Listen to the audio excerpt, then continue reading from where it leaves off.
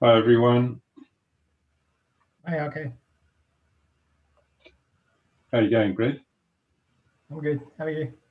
Yeah, good, thanks. You're on live on YouTube. How okay? You have an audience. Oh, right. Yeah, of course we're on YouTube. Yeah.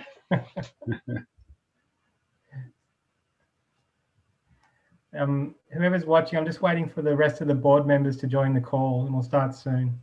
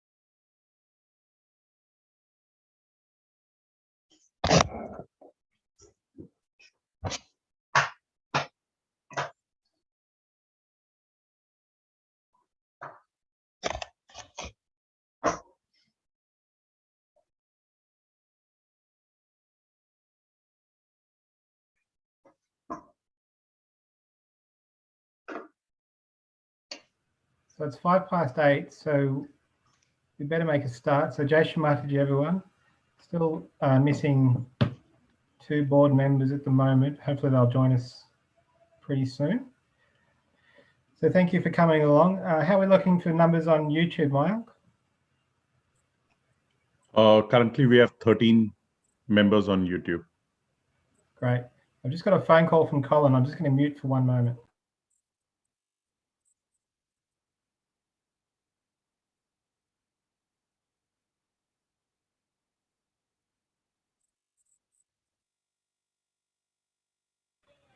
Sorry about that. So thank you for joining us. We might just begin just with a brief meditation. So we'll just start by taking a bandhan.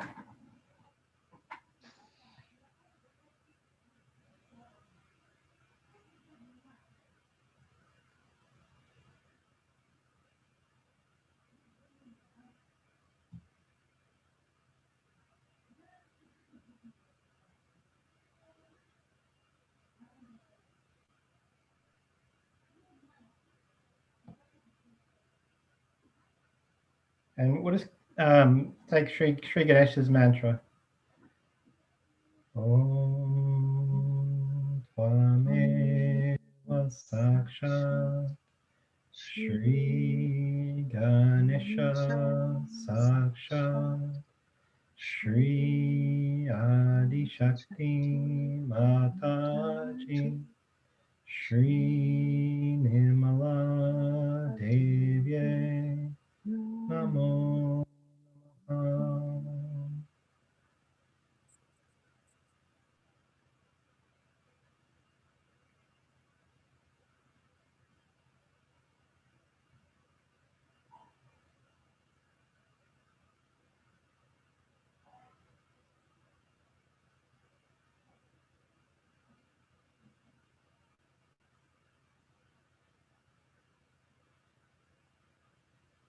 We'll take one mantra to Shri Radha Krishna. Om Tvameva Sakshat Shri Radha Krishna Sakshat Shri Adi Shakti Mataji Shri Nirmala Devye Namo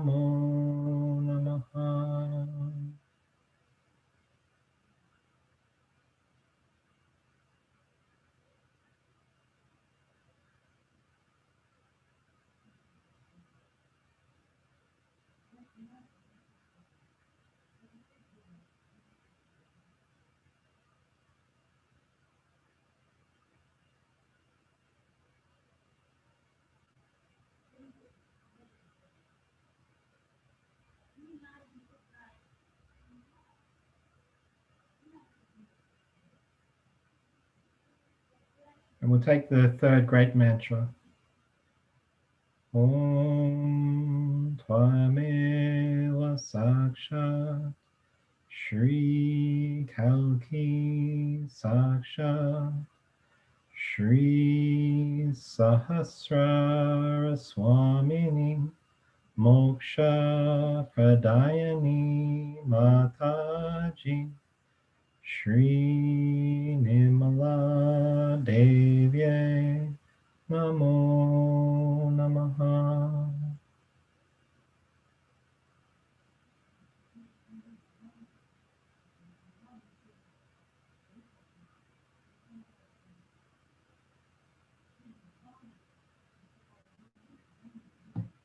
Jai Shri Mataji. Alrighty, so thanks again everyone for joining. So we'll start with this brief introduction of the board members. So if you don't know myself, I'm Brett Johnson, the National Coordinator, and I'm not on the board of the school. So this evening we're just going to go through a few queries that have been sent in and any queries that you have on the call. If you're on YouTube, you can put your queries into the chat in YouTube and then my uncle will copy it into the chat into Zoom. Or if you're on Zoom, you can just type it straight into the chat within Zoom itself. And so we'll talk about the school, where we're up to, what's happening, and then, yeah, just have a good chat about progress and any queries anybody has. So I'll start by introducing our lovely board members. So I'll start with Joe Solomon. I'll just ask each of the board members to say hi and introduce themselves and say anything they'd like to about themselves or the school project. So start with you, Joe.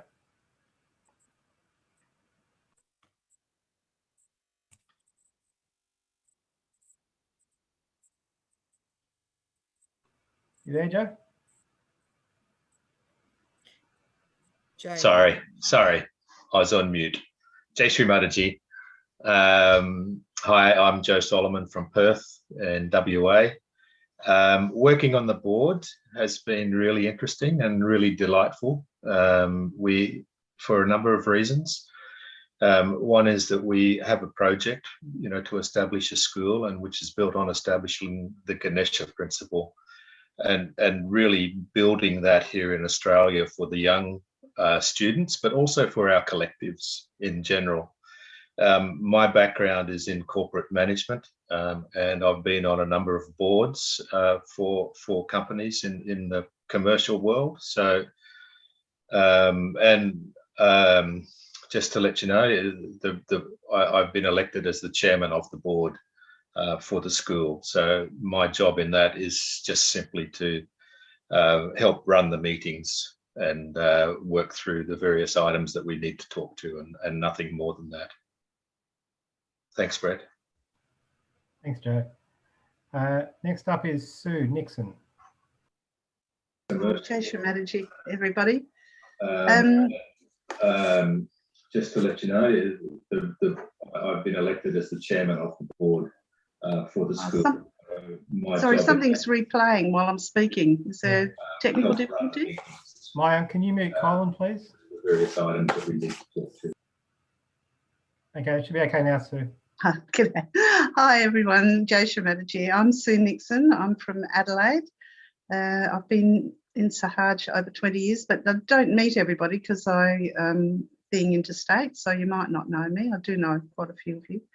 And I'm very passionate about what can happen with this school. I've been involved in education for over 45 years and all sorts of roles, leadership roles and building of schools. So I feel very strongly that we've got a world's most wonderful opportunity here to provide something for the children of our collective. So that's me. Thank you, Sue. Next up is, who do we have? Daniel Firth. Daniel, you there?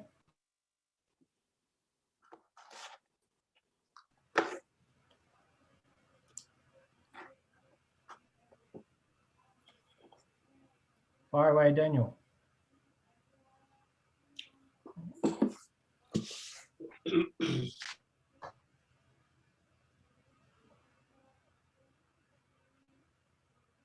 no Daniel at the moment, so we might move on. Who else we have? Auntie Debbie Miller in Queensland. Hi, everyone. Yes, Debbie Miller, Queensland. My background is teaching, and I've been teaching for 20 odd years in various classrooms, different schools, and to be on the board of this project is just amazing. It's something that I feel very excited about, actually, and looking forward to watching it grow and for us to find our way into to establish this school here within Australia, and yeah, just to be a part of it and to see it evolve before our eyes, and for the children to have that opportunity to have access in one way to a Sahaj education. So that's from me. Thank you. Thanks, Auntie Debbie. And next we have Kanak.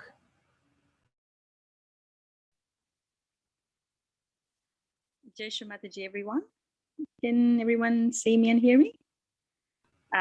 Yeah, hi. My name is Kanak. I'm from Canberra.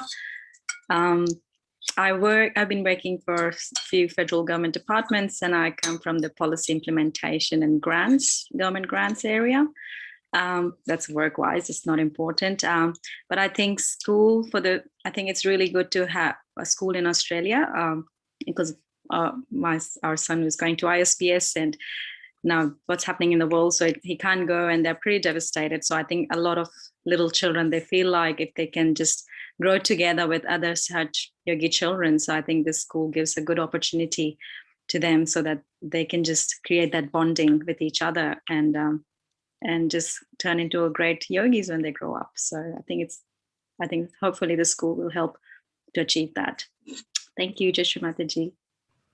Thank you, Kanak. Okay, 2 to go. Colin Berry.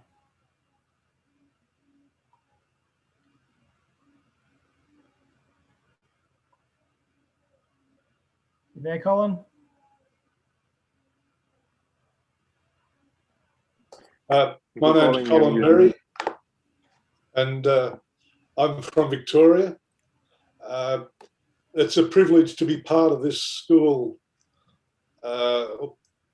development, and I've been fortunate to be able to be given the opportunity to be a board member as well.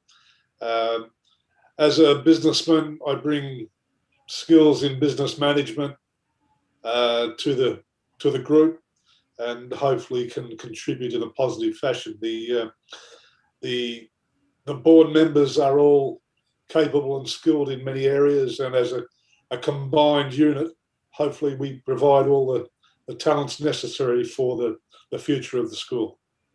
Shri Mataji. Thanks, Colin. Last but not least, Daniel Firth. Can you hear me now? Yes. Well, yeah, I'll swap to the iPad. It works. My name is Daniel Firth. We had my wife and I had a big change in our life. We moved from England to Australia, and the reason was because we felt such strong vibrations to actually start a school in Australia, and it was such a strange thing to do. And I had a job and everything, and it was. And every time I've brought it up, there's been so much positivity in the collective. And every time I check the vibrations, it's just overwhelming. So when I actually was asked to be on the board, it was a real blessing from Shri Mataji, actually. It's a real, yeah, I can't explain it really. So I'll do everything in my path, hopefully, to fulfill her vision. That's me. Thanks, Daniel. Alrighty, so that was our 6 excellent board members who are doing a great job together. Helping them is in a sort of a close capacity on the regular meetings as myself as the national coordinator. There's Chris Kiriakou representing the Life Eternal Trust. There's Andrei Grubowski, who is our resident architect and building planner.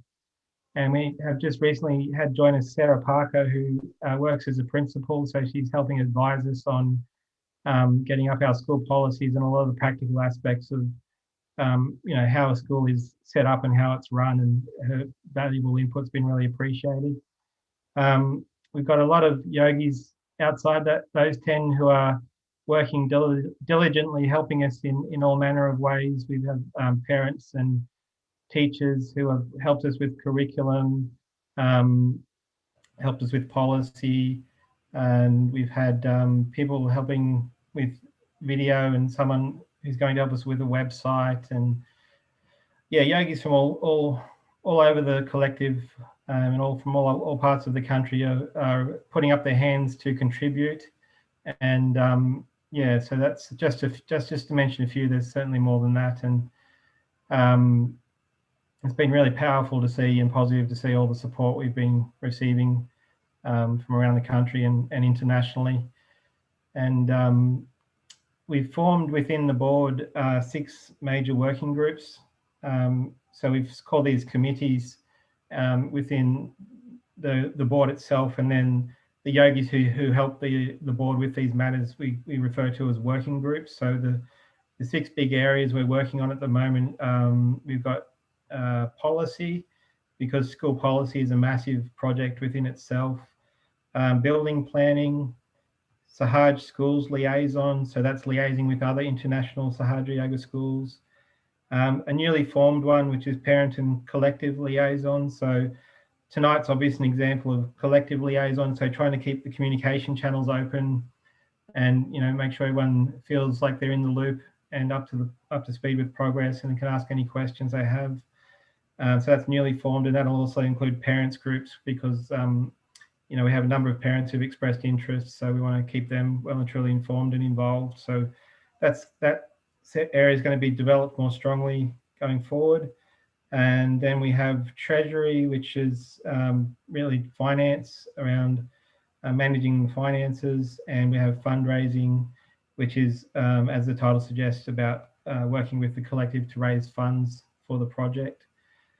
So that's the board, that's the working groups. I'm not sure how many on tonight's call watched the video from Easter Puja, but we did a 40-minute presentation at Easter Puja with a PowerPoint slide, and talked about where we're up to and why we're having the school, and the history of schools in Sahaj Yoga, and around the property in the building, and the timeline, and the relationship with other schools, and just the whole scope of the project and where we're up to with it. So Mayank, can you hear me? Yes, you are audible. Is it possible for me to put that PowerPoint on the screen? Sure, give me a moment. Okay. Yeah, you can do it now. Okay.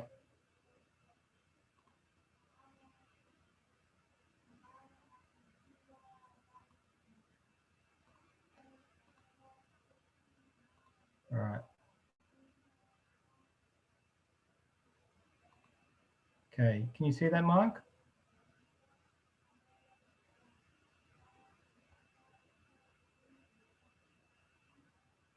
Can you see the PowerPoint there, Mark? Yes, Brett, we can see Okay, great. presentation. So I won't go through the 40-minute presentation. I'm just going to give you the 2-minute presentation, just so you know what was in the PowerPoint in case you didn't see the video. And if anyone wants to come back to questions or any of these slides later, just let us know and we can come back to them. So the name of the school is Shri Mataji Nimala Devi School. We have a drawing from Dan's kids of the school. So that's our first building plan. We have why we're establishing a Sahaja Yoga school.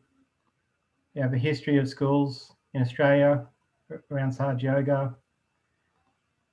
We have talked about the school board, which is really what we've talked about already today. We talked about the mission, the motto, and the logo. That's the long mission statement. We talked about the boarding primary school and the community co-housing project, which we're trying to launch alongside the school, and the steps involved. We talked about building options. We talked about the effect of the school on Balmoral in terms of the space that it will take up. We had the plan for the school and more about the effect on Balmoral and relationship with to ISPS and other Sahaj schools and the timeline and cost estimates.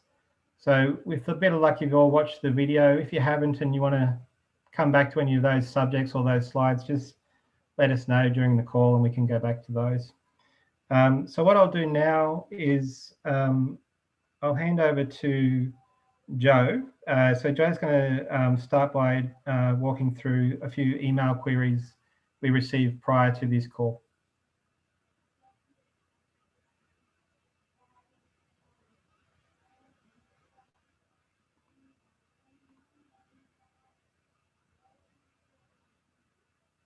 You there, Joe? Yes, just have to remember to unmute every time. We had a set of 10 questions that came from a yogi in New South Wales, and the 10 questions, not to reflect any disrespect on the questions, but we've sort of concatenated those to 4 major questions because a lot of them were heading in the same direction, which was the effect of the school on the ongoing usage in Balmoral. And that's a really critical question. And from the outset, we would, as a board, we would like to say, whatever questions you have, please ask. Whatever assistance you would like to give, please provide support. But please don't ever feel in that position that you're that you don't have the knowledge of what's going on, or that there's something that could be asked that we could explain, because this is really a collective effort, and you know, we want the benefits to flow through the collective, and for it to be a vibrational boost, a vibrational assistance to the whole collective. So look, I'm going to try and answer this first question about the effect on Balmoral, and then hand over to the other board members to actually add to what I say, and to answer some other questions. The intent very clearly is that yogis will not be disadvantaged by having the school on the property at Balmoral. The reason for having the school on the property is it can be taken down to a few levels. One is a financial level. If it's not on a property that we own, we either have to lease or rent other property. And to have the school on Balmoral is a big step, a big tick in terms of the finances. And it means that that's something that the collective doesn't have to then provide for, is that access to land. The second thing, quite strongly in our viewpoint, in our belief, is that the school, by its very essence of being a collector of Ganesha principle, Ganesha Tattva for the children, that it will provide additional vibrational boost to the collective, just purely from that platform. But the buildings obviously will take up some space. The space that they will take up on Balmoral is not huge. There will be a school precinct that initially holds a classroom and a boarding facility. The school will share with the collective in terms of the kitchen, and to make that happen, the eating area at Balmoral will actually be extended. So yogis will get the benefit of a larger area where they can sit and eat meals. But the children will use the kitchen facilities and the area to eat their meals. The school itself will be an exclusive area, so it has to be that way. the classrooms and the boarding facilities will be for the children, and yogis will not be able to enter those buildings. So it has to be exclusive like that. So there is a sharing arrangement that will happen, and the school will have security associated with it that makes it impossible actually for yogis just to simply enter. And again, it has to be that way. One of our primary concerns is duty of care to the children, and keeping them protected and keeping them safe and keeping them secure. But from every other point of view, in terms of the use of the open area, in terms of the use of the wooded areas, in terms of the use of the puja hall, in terms of the use of the grass and the dams, the collective will have full access to those areas. And there may be occasions where the school, for example, a class is sitting out under a tree having an outside lesson. But that will happen during the week. And as you know, most of the Sahaj activity that happens at Balmoral is on the weekends. It should be possible to hold public programs at Balmoral.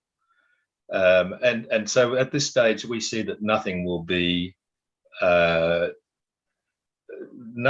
changed on a broad spectrum. Yogis will have to respect the sanctity and the space of the school, but the footprint is not that big. So I hope that that's answered that primary concern about what will the effect of the school be on the yogis' use of Balmoral.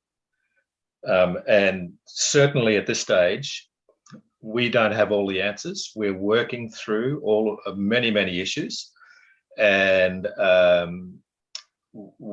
as time goes by, the detailed plans of how these things will work together, they will come to the forefront. So I just repeat, at the moment, if anybody has any questions, comments, suggestions, additions to make to what's being happened, or offerings of assistance, please make those, because this is a collective effort. With that, I want to hand over to the rest of the board members for 3 other questions. There was a question about, could all children attend the school? Could there, for example, be occasions where children who aren't actually members of the school could come together and spend some time with the children on a special occasion or a special event? Sue, can I hand over to you to answer that one? Yes, sure. And I'll just clarify that you mean Sahaj children. Yes. Yes. So yes, definitely, because there will be Sahaj children attending their local schools, and it will be just such a lovely thing to bring the children together for different events.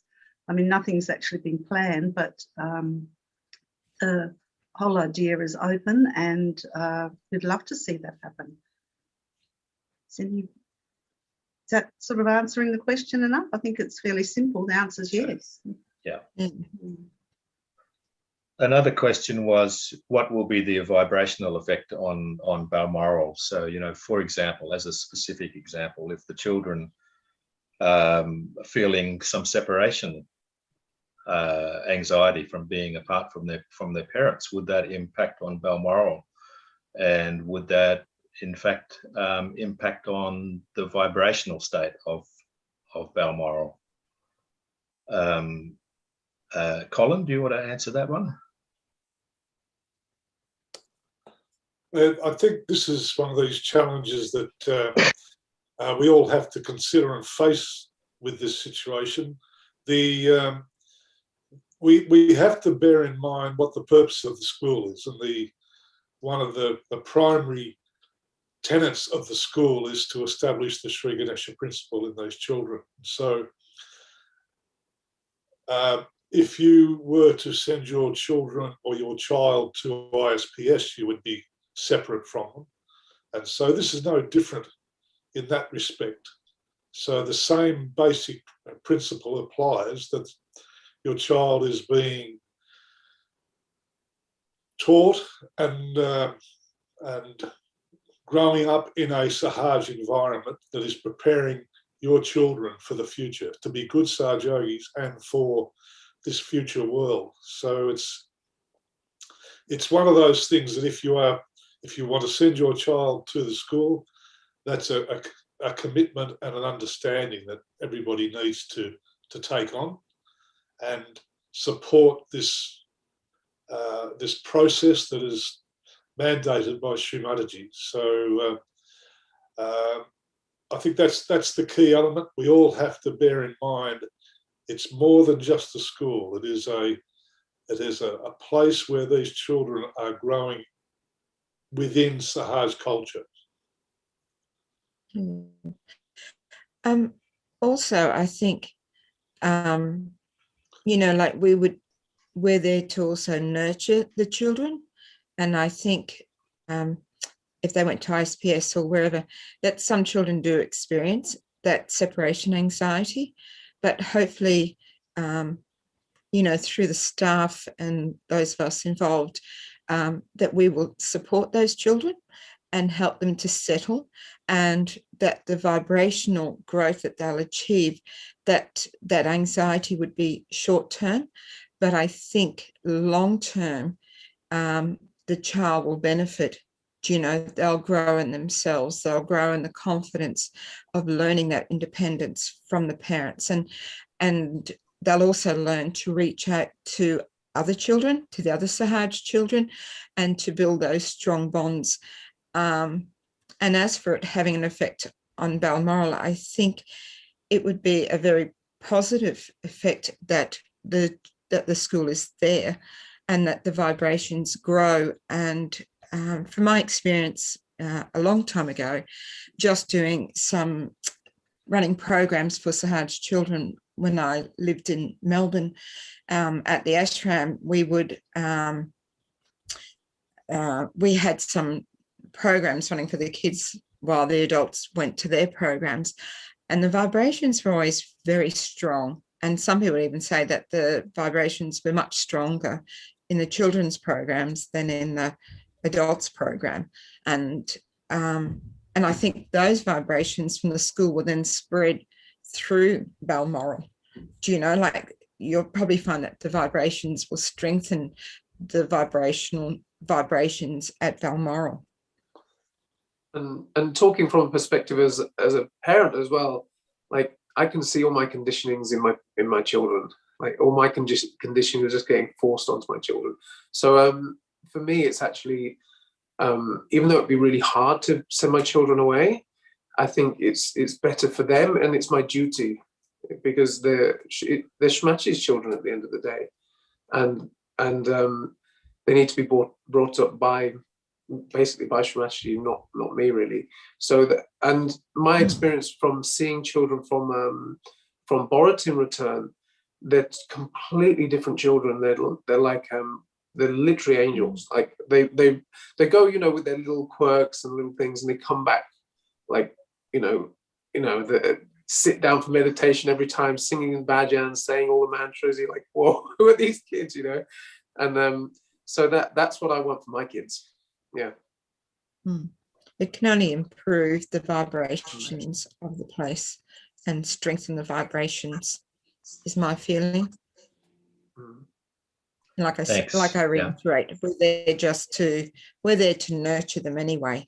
It's not going to be a harsh environment. It's going to be a nurturing environment for these children to grow. Could you answer the question that was in relation to ISPS, and how can ISPS be a sister school, given that ISPS is predominantly primary and primary school, and Balmoral is predominantly primary, and talk around that, please? Yeah, sure. So I think it was really important, that when kids were going to ISPS, but now it's unfortunately because of COVID, or for some reason, like for some parents, where only one of them is in Sahaj and not both parents are in Sahaj. So I think it's harder for them to send their kids to ISPS, and now apparently it can't even happen for next couple of years, or we don't know what's going to happen in the future. So we'll try if we can create that sort of ISPS kind of environment here. And we're trying if we can get some help directly from ISPS or from other Sahaj schools who can guide us to set up this school on those Sahaj principles, and so that we all can work together and so we are trying to collaborate with other Sahaj schools. We sent out a message around to all of them about this project, and ISPS was the first of them to come back to us, appreciating the whole process, and they are very keen on helping us setting up the school. I think Borotin also sent us a very nice response that they are very supportive and would like to collaborate. So I think that in a way, it feels good that how all the schools can come together and probably establish something which is really good for our children. Is that something? Is that right, Uncle Joe? Is that okay? That's what we are discussing. Yes. Yeah. Okay.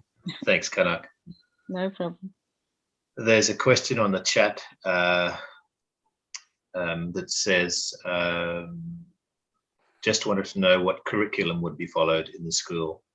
Sarah, could you answer that one? Sure. So the curriculum will be in line with the New South Wales syllabus. That's very important. It's a requirement for our accreditation. And we have a whole team working on the curriculum to ensure that it meets the standards.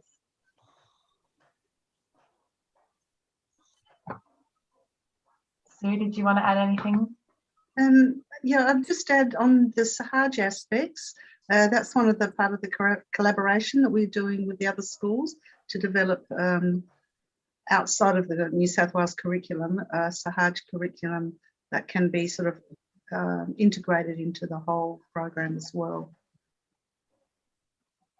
That's right. I think Shri Mataji provided a lot of guidance to ISPS and probably to the Cabela School and Kanajahari also. And, they're the model really. We just look to them, and we have to have our curriculum meet the required standards for the education department, but then obviously we need to intertwine that with the Sahaj elements as guided by Shri Mataji for our children. And I will just add that to meet the New South Wales requirements requires a very high standard. So there'll be no fear of the children not getting a full Australian kind of education as well. So the regulations around setting up a school are quite stringent, and the board in general and specifically certain members of the board have been instrumental in dealing with some of the regulating agents and the supporting agencies like the NESA and the Australian AIS. Sorry, I've forgotten the initial, what they stand for. Dan, can you just fill in there, please? NESA and AIS. Unmute yourself. Yeah, there we go. AIS, Australian Independent Schools, something like that, isn't it? Yes, that's right. And they basically advise us on all matters basically relating to the application and, what the, educational level should be.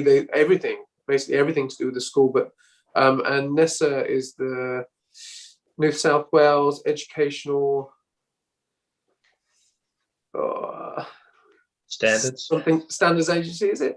Yes. Something All like these that, abbreviations. Yeah. Yeah, and basically they accredit the school, and the school has to be as high as just a standard school in New South Wales. It has to abide by all the rules and regulations and policies and educational levels as a standard school in New South Wales, if not higher. They come and assess you I think it's every year or every 3 years, something like that. So you have to abide by all their rules and regulations.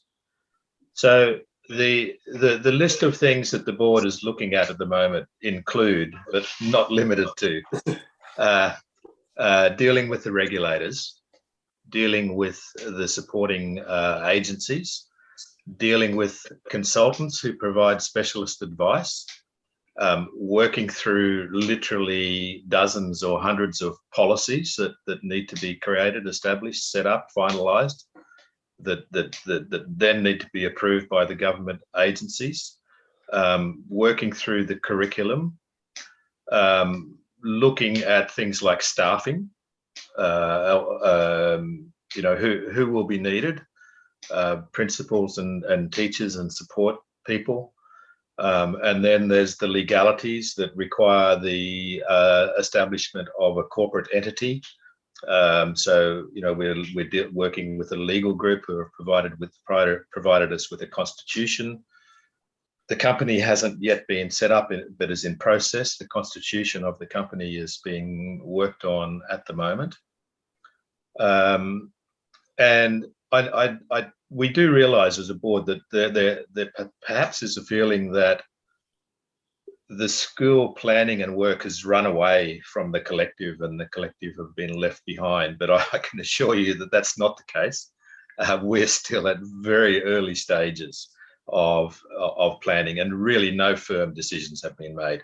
Oh, I missed out one of the most important areas, which is building planning, and, you know, planning the facilities that are required, the physical facilities that are required for the school. So all of these items are all in very early stage of discussion and planning. And given that we have a target to open the school at the beginning of the school year in 2023, our view as a board is that we have only just begun on this work, and we have a lot of work ahead of us. There was an early group that started out, the first working group that have paved the way for the board. And it is so, I can't stress just how important it is for us that we are communicating with the collective on a more than adequate basis, that the collective feels involved, the collective knows what's happened and what's happening, and the collective can ask questions and provide support. And on an operational level, we send out that really heartfelt plea to everybody. Please, if you want to know more, ask. Please, if you're concerned about specifics, ask. We can't guarantee that we can give you specific answers at this stage, but we can certainly talk about the broad envelope that we're working within. If you'd like to be involved in some way and provide support, please put your hand up.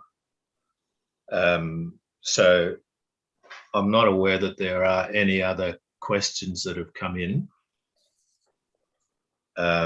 So I'd just like to hand back to the board members individually and ask if you want to add anything, any other comments,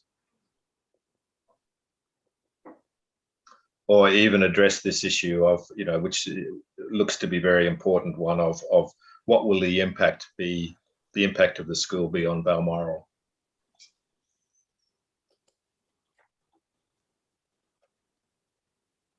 Chris, you can comment too if you'd like to. I was just going to say, I think to keep in mind that it is only a very small area of the 40 acres. It'll be less than an acre, the school area. That the children will, you know, be taken in groups around the property. But really, how pleasant that will be to come across children in the woods or something. I think it'll be very nice. And the aim is really not to disturb the collective. So we're looking to find all kinds of solutions for sharing the property. And if you have any, we really appreciate knowing some solutions for things. It's Chrissy, just to add to the point about Balmoral and the impact. So on behalf of the trustees who are sort of the custodians of the property, on behalf of the collective, it's very much front and centre with us about bringing the school onto the property, but also having the property be enjoyed for, you know, as a country retreat, a meditation centre, a place people go to retreat, to find Shri Mataji, touch their inner peace. So all these things are very front and centre in every decision that we make about the school. You know, I'm impressed about the board's sympathetic attitude towards Balmoral and their love for the property. So You know, to be fair, not all decisions, all things about the school and how it'll operate and its impacts about Balmoral, we don't know everything that will happen because a lot of the decisions are still to be made. But we can assure the collective that at every decision point that we make, the use of Balmoral, its impact to the collective is front and centre, and that you know, we all believe that the school will add tremendously to the vibrations and the amenity of Balmoral, will not detract. But you know, I mean, one person said about you know, security. They don't want to see a huge, you know, wire fence around the school because, you know, it'll be unsightly, and you know, we don't want to see walls on our properties. You know, so you know, we take that on board.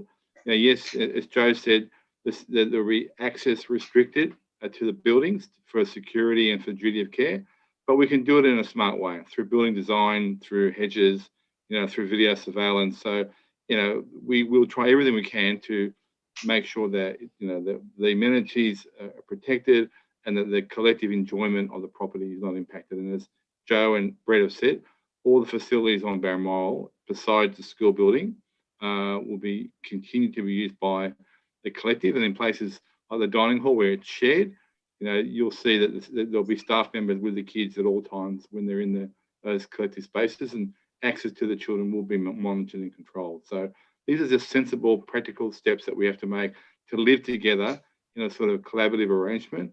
And, you know, we are very mindful of the concerns of people about Balmoral, and they're very much front and centre in every decision that we make. Thank you. Thanks, Chris. There was a question that said, what is the maximum amount of students we can take to begin? Dan, one for you. Maximum, we were expecting something like 30 to start. But we would like to gradually increase the capacity, but that's just if there's the need.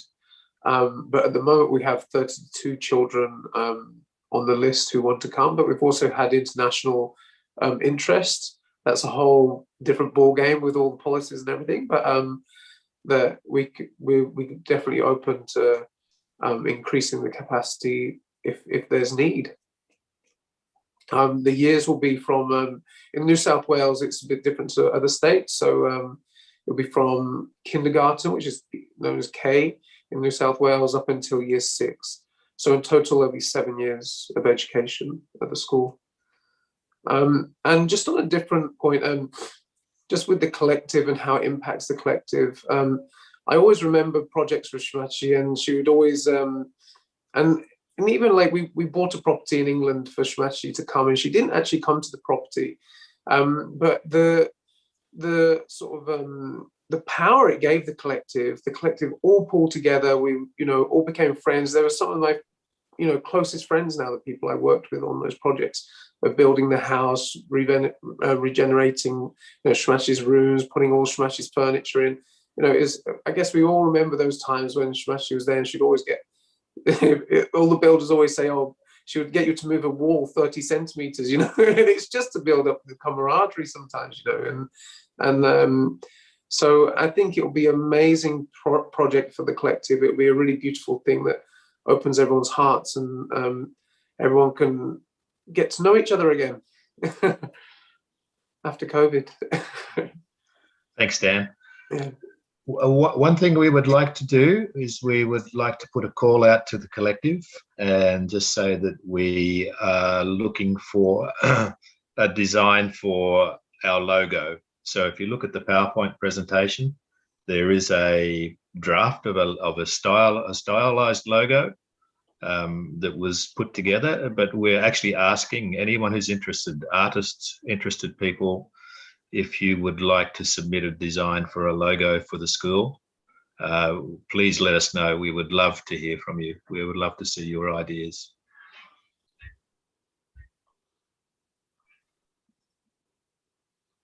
There's another question come through on the chat line, Joe. This is for you, Brett. What's the estimated budget? Thanks, Joe. It's probably easier if I look at the slide we used for the presentation to explain that one. Alrighty, so this is the rough timeline and costing we have at the moment. So we initially raised 15,000 from all the collectives around the country.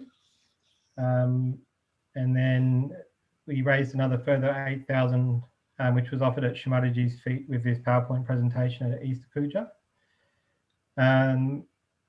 So that's sort of 23,000 raised. The initial costing through to the planning and school setup phase 1, as we've called it, is about 65,000. And we're hoping to lodge the planning proposal by June 21 to rezone the land to allow a school to be built upon it. Then we go into phase 2 of the planning process and school setup process and the DA approval process. We're looking at around another 85,000 there. And we're hoping to reach DA approval by Feb 22 for allowing us to build the school. Building school estimate is currently 1.155 million. We hope to have that built by November 22 so we can start school in 23. The school building cost, that's at the low end of the spectrum currently, so it may end up around the 1.5 to 2 million, just depending on once we get into the building plans in more detail and we really understand the costings. But we thought we'd start from the best case scenario and work our way up rather than trying to go the other way around. So in terms of just starting with those costings and how we could meet those costings, so on top of the 23,000 we've raised to date, the next step would be to request application fees from parents of we're saying about $500 per child. By 30 children might raise another 15,000. We then go to the collective seeking pledges to put toward the school. We'd be seeking probably 1.25 million or more. If that was successful, we'd look at asking those yogis who made those pledges to donate 10% of that pledge initially. The reason being that we don't want to collect all that money only to find we don't get the DA approved. So if we collect that first 10%, that's enough funds to get us through to DA approval. At which point we go back to the parents again for an advance of the first year of school fees of $2,000 per parent. So the idea being that's less of a financial thing, but more of a confidence thing for the collective to know that the parents are well and truly committed to sending their children to the school. And then we collect the remaining 90% of those pledges to complete the building. Beyond that, we've done a 5-year operating budget, which sets the current school fees at $10,000 per student per annum. The current government funding per student for independent schools is around $11,000 per annum on top of that 10,000. And then we'd have obviously any additional donations from the collective towards the school that are made beyond the building stage, which just out of interest, we've already had one couple from the collective nominate themselves to pay the school fees for a child for 3 years, I think it was, or something like that. So it's already amazing to see the generosity coming through.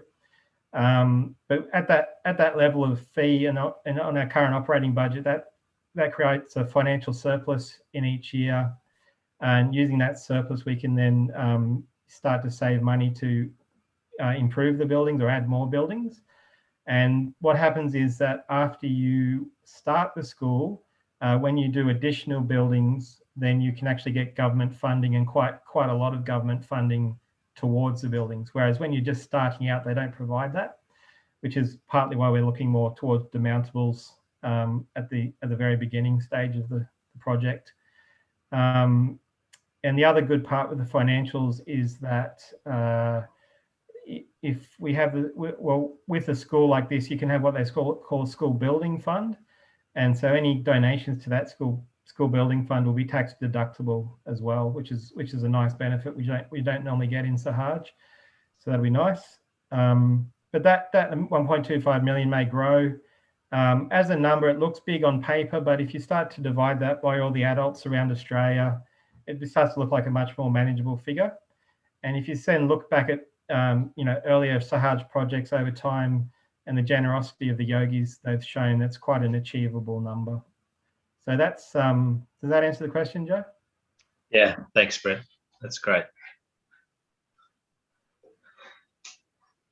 I think we've been here for nearly an hour, so just to pass around to everybody for one last comment, if you have anything extra to say. One other thing from me, I just want to say thank you to everybody who's been involved and been helping the board. So, you know, Andre and his guys on the building side, Chris from the trustees, Brett on the finances, all of the working teams. It's just been such a great project, and everybody is participating on such a willing basis because of the aim, the aspiration that we have is just so important to, you know, the kids, but to Sahaj Yoga as well. And I'd just like to say, if you've got any further questions, that email that was on the email address that was on the email sent out today, you can still continue to ask us other questions. So this isn't like your only opportunity. So keep sending them in. Thank you. And just to add to Joe's comment, something that's in my attention is the long-term nature of this project. So we're building something that could be used for decades, possibly centuries into the future, and could really establish the vibrations of this country in a much stronger way. And that's just going to feed into the virata of the universe. And it's just going to be something so special that we can all come together and create that can really have a massive impact on the world at large. We don't really see what happens with these projects on the subtle level, but you can just feel that it's very special and something that would really have a big impact universally.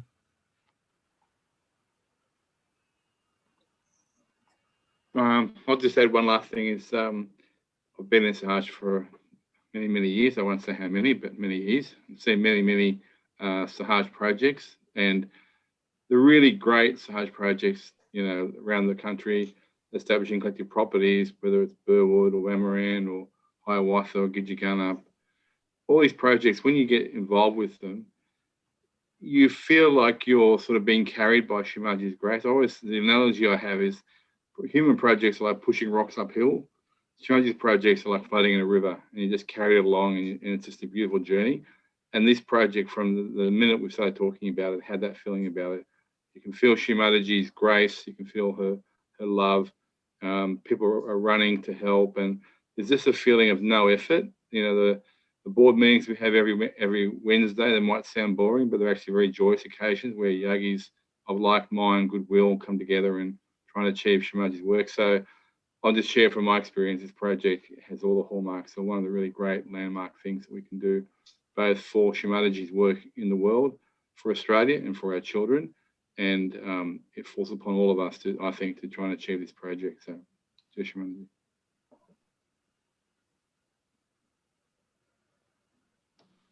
Well said, Chris. Alrighty, I guess that's a wrap. Thanks everyone for joining us. And like Auntie Sue said, please, if you have any further queries, send them in on the email that's in this collective email. I think it's Sahaj Vidya. I better not say it because I might get it wrong, but it's in the email. And then, everyone, if you want to get involved, just reach out and tell us how you'd like to help. And just keep us in Bundans and just keep the love flowing and support coming. Okay.